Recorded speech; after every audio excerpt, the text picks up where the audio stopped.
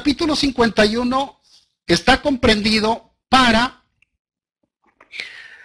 el pelo de los ovinos, el pelo que recubre a los ovinos, que es nada más y nada menos que la lana.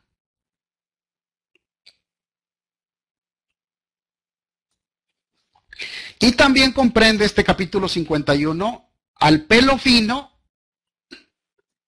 también al ordinario, al pelo fino ordinario. Ahora, dentro de la definición, hay una definición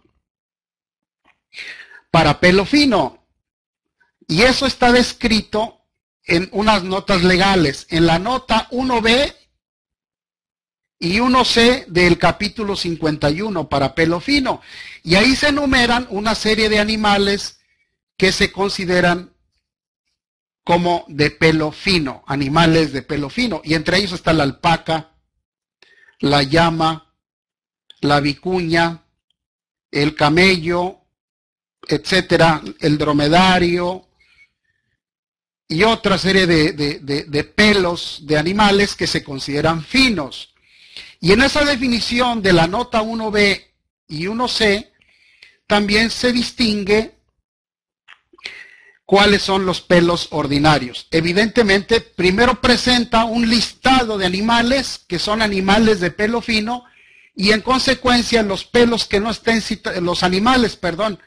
los pelos de animales que no estén citados ahí, evidentemente serán pelos ordinarios. Pero la definición legal para pelo fino u ordinario está contemplada en la nota 1B y C del capítulo 51. Ahora, este capítulo, igual que el anterior, comprende desde fibras hasta los tejidos, los hilados y los tejidos planos de lana o de pelo fino u ordinario. Ahora, adicionalmente, el capítulo 51 también comprende a los hilados y a los tejidos de crin. Pero, advertencia, el capítulo 51 no comprende a la crin como tal. Nada más a los hilados y a los tejidos de crin, sí los comprende el capítulo 51, pero no a la crin como tal. O sea, productos de crin que sí están amparados por el capítulo 51 son productos de mayor elaboración. O sea, productos que ya han sido sometidos, o crin que ya ha sido sometida al proceso de hilatura o al proceso de tejido. Ahora, la crin pues está en la parte posterior de la cabeza de algunos animales, de los équidos, y también se considera crin a la cola. Y aquí, dentro de los équidos, pues están los caballos, la cebra, el asno. Y también los bóvidos. O sea, dentro de los bóvidos, pues están las vacas, los bovinos. Hay algunos ovinos, algunos caprinos, antilopinos y antilópidos,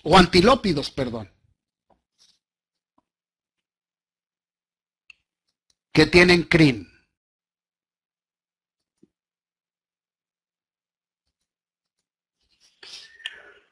Tanto el pelo de la parte posterior en los équidos como en las colas, ahí se encuentra la crin. Pero la crin como tal no es considerada un producto textil del capítulo 51 de la tarifa aduanera. Ahora, ¿cuál es la diferencia sustantiva entre un pelo ordinario y la lana como tal? La lana entendida como el pelo de las ovejas, que recubren al cuerpo de las ovejas, el cuerpo de las ovejas. Bueno, el pelo fino, aquí vean una fotografía ampliada, tiene una superficie lisa. Claro, este pelo ordinario Pero hay pelos que pueden tener un ondulado determinado, o sea, una ondulación natural, o sea, un texturizado natural que le permite ser o ser susceptible esa fibra de imbricarse con otras fibras. Claro, tenemos algunos pelos ordinarios que son muy lacios, son muy rectos, y evidentemente esos pelos ordinarios son más difíciles de hilar que pelos que tengan un texturizado natural. La diferencia sustantiva entre un pelo y una fibra de lana es la presencia de estas escamas. Vean aquí. Estas escamas presentes en la fibra es lo que le permite a la lana imbricarse con otras fibras y que lo que le permite a la lana también afieltrarse. Es una gran ventaja en la estructura natural de las fibras de lana tener estas escamas, porque así se facilita la hilatura y el afieltrado de estas fibras.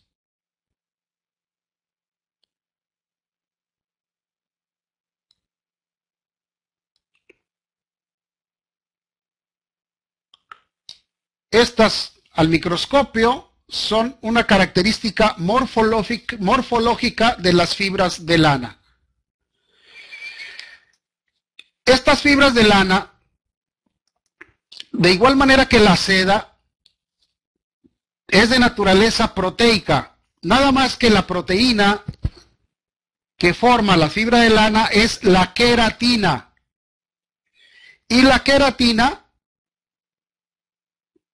bueno, una forma muy sencilla de reconocer la fibra de queratina es la misma proteína de las uñas y los cuernos de los animales.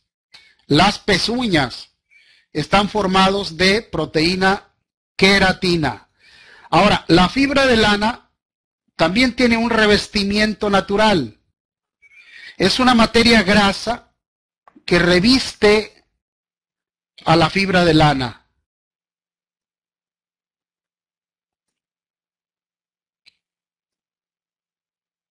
Es una sustancia natural y que tiene por nombre suarda. Entonces, es la grasa que tiene la lana.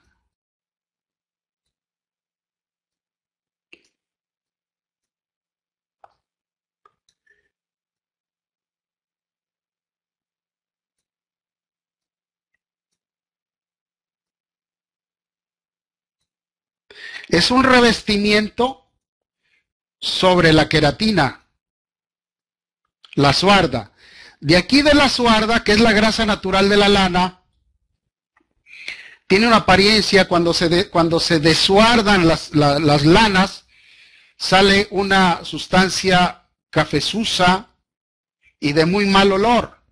Sin embargo, cuando se refina la suarda, de ahí se obtiene la lanolina, que es una materia prima muy utilizada en la industria de los cosméticos para formular cremas, humectantes, incluso hasta lubricantes, etcétera, etcétera. Entonces, primero se descruda la lana, se hace un proceso de lavado de la lana, sale la suarda y después se refina la suarda y se libera una sustancia muy apreciada que es la lanolina. Son sustancias grasas naturales que están presentes en las fibras de lana. Aquí tenemos la crin.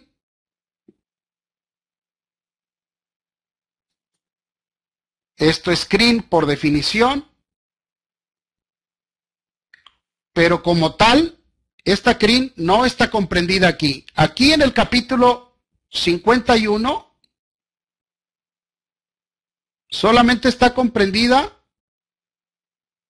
los hilados y tejidos de crin, o sea, productos con mayor valor agregado, con mayor proceso.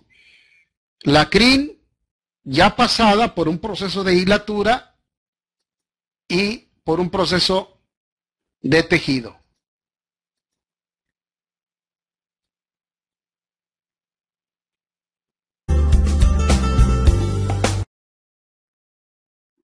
Productora de fibra textil, que es el cáñamo, que también la fibra de cáñamo se obtiene a partir de el íber de la planta de cáñamo, del tallo de la planta de cáñamo. Ahora, aquí es menester hacer algunos comentarios adicionales acerca del cáñamo. El cáñamo verdadero, la fibra de cáñamo verdadero procede de la planta Cannabis sativa linnae o linnos. Linnae o linnos es el apellido del botánico que denominó así a esta planta. La Cannabis sativa linnae o linnae es pariente de la Cannabis sativa indica y también de la Cannabis sativa americana. Son de la misma familia. Solo que la Cannabis sativa indica y la Cannabis sativa americana son la marihuana, con un alto contenido de alcaloides. En este caso, el alcaloide presente es el tetrahidrocannabinol. Y tanto la variedad indica como la americana tienen un contenido aproximado o que varía del 6 al 20% de alcaloide. Y estas dos plantas, la indica y la americana, tienen un bajo contenido de fibra en el íber.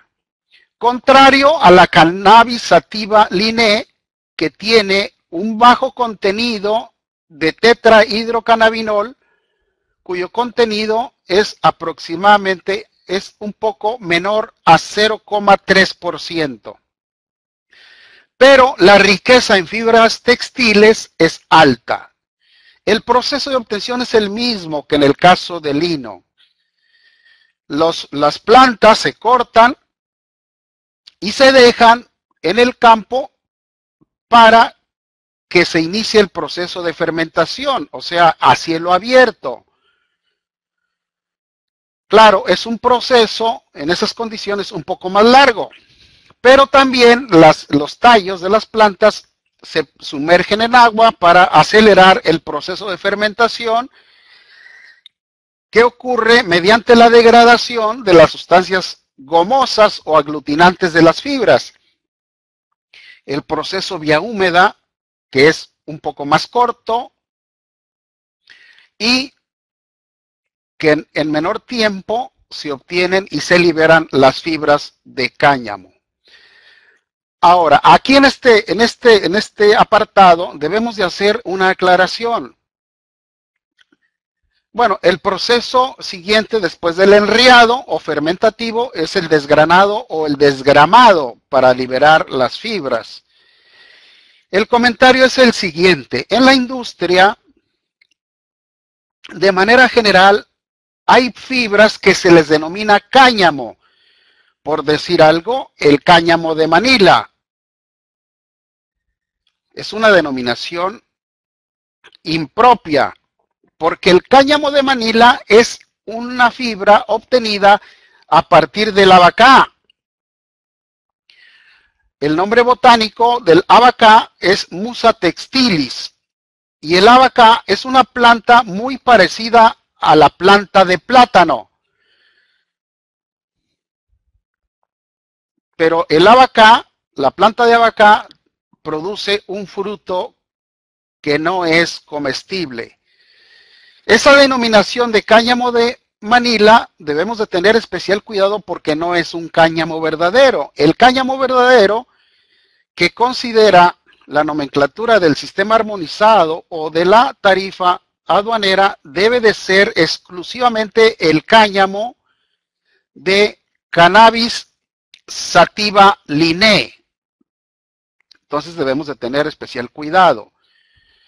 El cáñamo de Manila o abaca se obtiene a partir de una hoja de la planta de abacá, y ahorita en un momento más lo vamos a ver. De igual forma hay otros nombres impropios para otro tipo de fibras. Por ejemplo, a la fibra de sisal, que es la fibra de la pita, también se le llama cáñamo de sisal. No es un cáñamo verdadero. Esta fibra se obtiene a partir de la parte carnosa de la planta de pita. La pita es un agave y la parte carnosa se encuentra en sus hojas o pencas.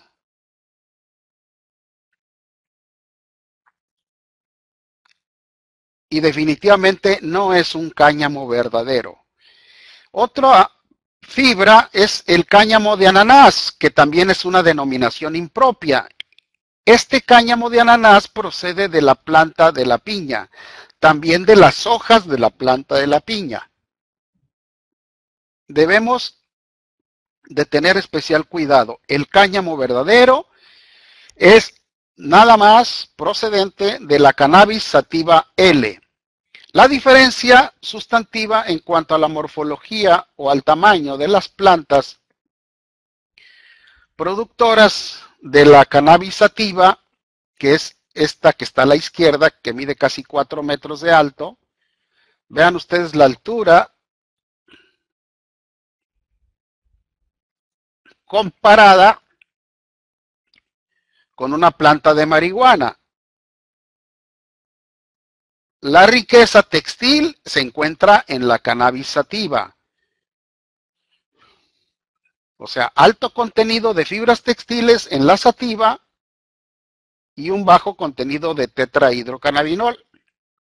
Y en la índica o marihuana, de una altura mucho menor, un alto contenido de tetrahidrocannabinol y un pobre contenido de fibras textiles.